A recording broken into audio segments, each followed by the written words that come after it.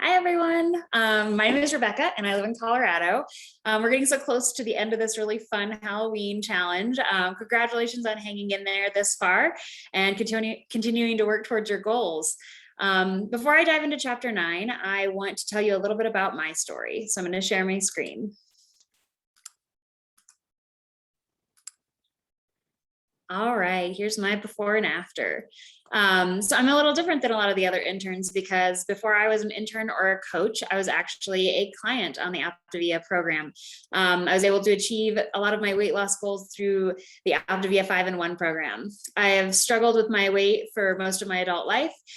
And after trying a million different things, to lose weight, I finally was able to find this program, and it's totally changed my life. I was able to lose 75 pounds and gain so much joy in my life.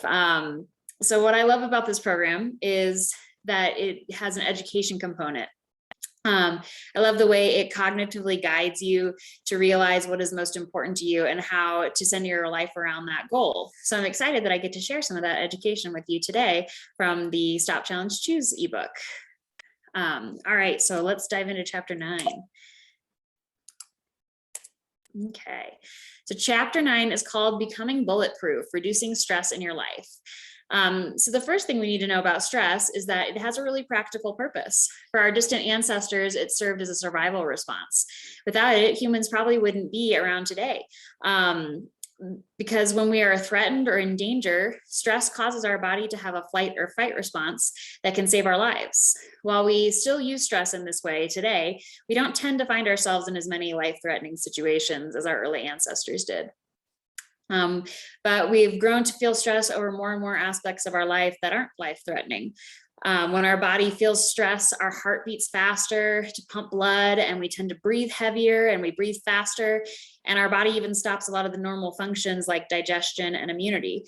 And it redirects the energy to more important things that are important in that moment. These chemical changes can save our lives in a near-death situation, but experiencing them too much can have a very negative effect on our health. It can cause things like anxiety, depression, heart disease, and memory impairment. So far in previous chapters of this book, we've discussed different aspects of our health that are important. We've learned about the importance of good nutrition and exercise and quality sleep. And just like all those things are important, it is also important that we create a healthy mind.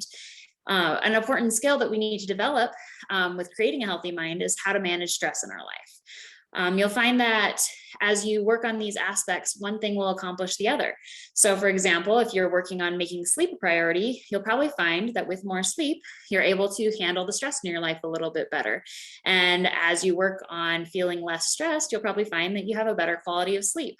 So that's why it's really important that we focus on all aspects of our wellness, not just focus in on one area, but we really spread it out and focus on everything. All right, so the first step to learning to manage our stress is learning to identify the causes of our stress. This can be really uncomfortable, but it's a really important part of the process. None of us like to sit around and contemplate all the things that stress us out. And often that makes us feel even more stressed. But Dr. A has given us a really great way to evaluate our stress in this ebook. So first we have to consider where we would find ourselves on 2 different scales. We'll start with the failure success scale. Okay, so this is mostly external. What level of achievement do you feel in your life compared with where you would like to be? This could be financial, professional, your place in the community, or even how content you are with your material possessions. So take a second and think about where you would put yourself on this scale. And I want you to even say the number out loud or write it down. Really give yourself a spot on that scale. This whole process really will help give you a good idea of where you need to focus in regard to your stress in your life. So just take 1 second and look at the scale and find where you'd put yourself on it.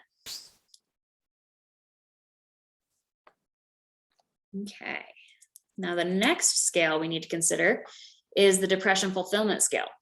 Again, think about where you would fall on this scale, and I want you to say that number out loud or write it down. If you're feeling like in your life, you're very happy and you're doing exactly what you want to do, you're probably close to a 10. That's awesome. If you're feeling a little more sad and depressed most of the time, you might find yourself closer to a 1, or maybe you're somewhere in the middle. But take a second and determine where you are on the scale.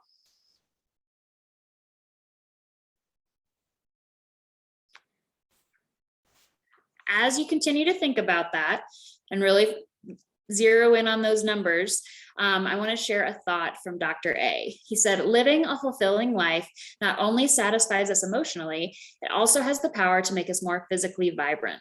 In fact, without fulfillment, we can't achieve optimal health. So while sometimes we get caught up in focusing on our success, it's important that we recognize that the importance of being fulfilled as well. We can't just focus on succeeding and achieving our goals. We have to make sure that we love what we're doing as well, so that we feel both successful and fulfilled. All right.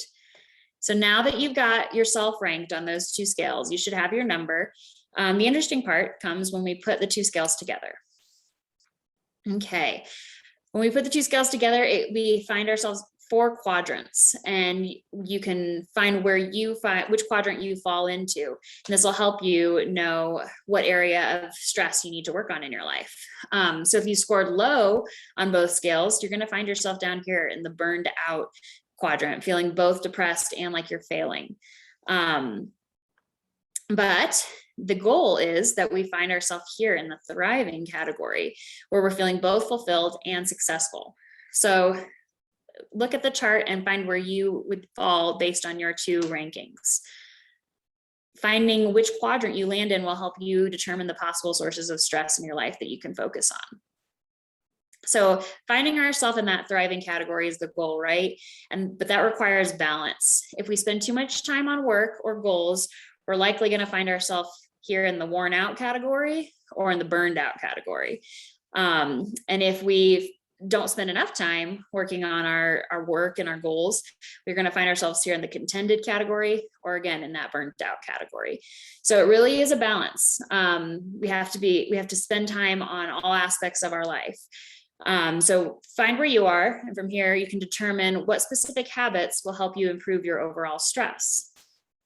As we've discussed many times in these videos and throughout this challenge, changing our habits is all about being conscious of the cues in our lives and being intentional about how we respond to those cues. We've talked a lot throughout this challenge about emotional eating and making decisions emotionally. Stop, Challenge, Choose is all about considering and controlling our actions as opposed to acting emotionally in ways that don't help us achieve our goals. So just as this applies to eating, it also applies to the triggers that can cause us stress. The book gives a really great example of someone who would probably fall into that worn out category. In this example, the trigger or cue is boredom. So we're going to visualize a few scenarios here. This is the first one. All right, so I want you to picture someone who is just at home in the evening and they've got some free time and they start to feel a little bored. And so, as many people often do, they pull out their phone and they start to check their email. From this, they receive mental stimulation, which is great. But then as they're checking their email, they realize that there's a crisis at work. Now this crisis is something that definitely could have waited for tomorrow. Nothing they needed to address at that moment, but because they saw the email, now they either feel like I need to go address this right now, or it's going to plague them with stress all night. And they're going to feel exhausted the next day at work when they go to address this problem. So let's alternatively consider a different scenario. Same person sitting at home, they start to feel bored. And so instead they read a book, or they do a puzzle, or they listen to a podcast, or whatever you want to visualize as something that they could do for mental stimulation.